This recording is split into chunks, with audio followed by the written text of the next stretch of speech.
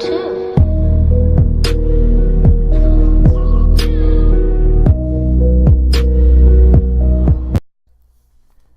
When I first began my thesis, I had originally thought that somehow guns and wealth inequality were related.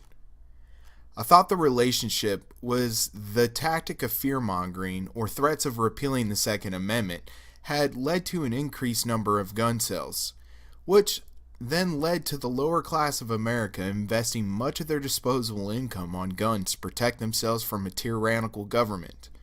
Turns out that it is much more nuanced and complicated than that. In the next couple videos, I will lay out my idea of how the NRA's rhetoric has changed over time and helped build a massive libertarian political influence that has infiltrated the Republican Party. The rhetoric of the NRA and wealth inequality.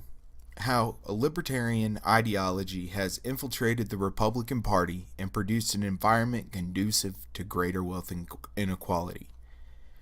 Firearms safety education, marksmanship training, shooting for recreation. How many people actually recognize this mission statement? This was one of the original mission statements of the NRA when it was formed in 1871. When we compare the present organization to its past, it is barely recognizable. How did one of the biggest proponents of gun control and safety turn into the unapologetic defender of the Second Amendment? This question is important because the answer is a part of the story that led this country towards the troubling degree of wealth inequality of current times. I theorize that the rise of wealth inequality is connected to this change in rhetoric of the NRA. By no means am I saying that the NRA is solely to blame, but they have had a noticeable impact on policy and voters. While many people have focused on what specific policies and aspects have led us towards today's wealth inequality, I offer the perspective of how voters have been led astray to vote against their own self-interests through the clever marketing and rhetorical tactics of one of the most influential special interest groups today. The NRA has had a complete change of philosophy that directly correlates to the timeline of increasing wealth inequality across the nation. As the NRA began to pursue and reshape the lens of public policy, its new libertarian views closely aligned with the Republican Party and, over time, shifted the party more to the right. As this relationship began to grow and the NRA gained traction, wealth inequality also began to rise substantially. I begin where it all started, by defining the NRA before the 1970s and how it transformed to the NRA we all know today. At the same time, I intend to show the rising wealth inequality that was happening in the background as the NRA began to redefine the role of the government to its massive consumer base. The NRA has been pumping millions of dollars into influencing legislation and helping to elect those that align with its values. It began funding both political parties, but they have significantly switched to funding the Republican Party entirely. What is even more interesting is that instead of giving to incumbent Republicans, the NRA has now switched to spending completely against the Democratic Party, even if these candidates are pro-gun. I mention this point here because drawing clear lines on how money actually influences public policy is extremely difficult.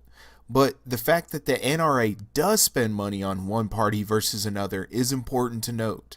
I acknowledge the argument of money in special interest groups, but it does not influence my conclusion, nor do I intend to address it in my paper. Who was the NRA? The original NRA was founded in 1871 by two Yankees that felt the Civil War dragged on because of the Northerners' inability to shoot as well as their Southern counterparts.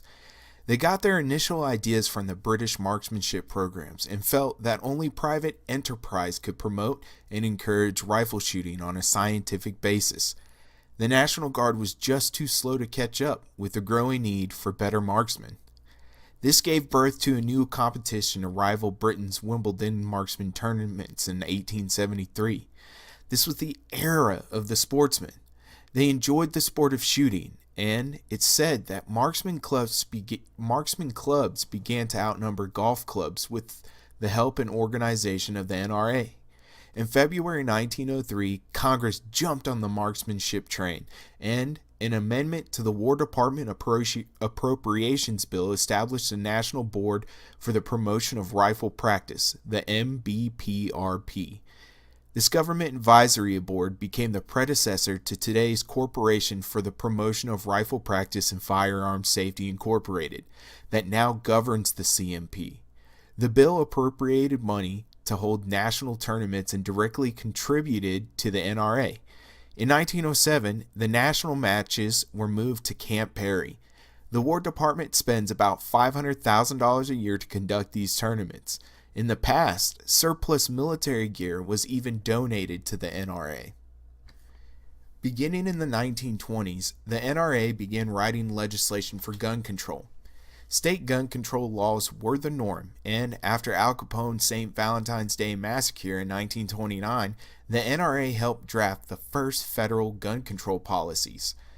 The 1934's National Firearms Act, the 1938's Gun Control Act.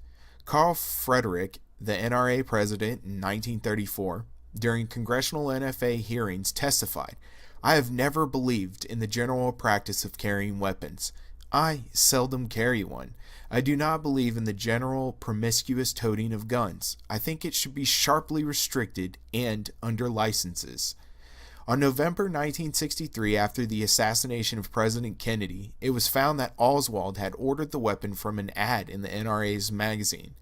NRA Executive Vice President Franklin Orth supported a ban in mail-order sales, saying, "We do not think that any sane American who calls himself an American can object to placing into this bill the instrument which killed the President of the United States." After the assassination of Martin Luther King Jr., the public had strong fears about urban black nationalists having access to so many guns. In May 1967, 24 Black Panther Party members walked into the California State House carrying rifles to protest a gun control bill, prompting then Governor Ronald Reagan to comment, "There's no reason why on the street today a citizen should be carrying loaded weapons." This all led to the Gun Control Act of 1968 being reauthorized and deepened the FDR era gun control laws. The NRA did successfully block a national registry of all guns, which some states had in colonial times, and mandatory licenses for all gun carriers. This may have been the start of the NRA's influence and change in becoming a political force that set it on the path that it is now. What about the economy? During this time, wealth inequality began to fall. The top 1% saw their share of wealth fall from 25% to 10% under Franklin Roosevelt, Harry Truman, Dwight D. Eisenhower, and JFK. During the time under these presidents, the top marginal tax rate rose from around 60% to 80%. Corporate tax rates also increased from 10% to about 45%. Capital gains tax rates fell. When we look at the top marginal tax rate, the highest income tax tier changed from $5 million to $200,000 in 1942, then to $400,000 in 1948, and back to $200,000 in 1965. These hikes in tax rates were due to the fact that many of the wealthy had figured out ways to reduce or dodge their tax liabilities.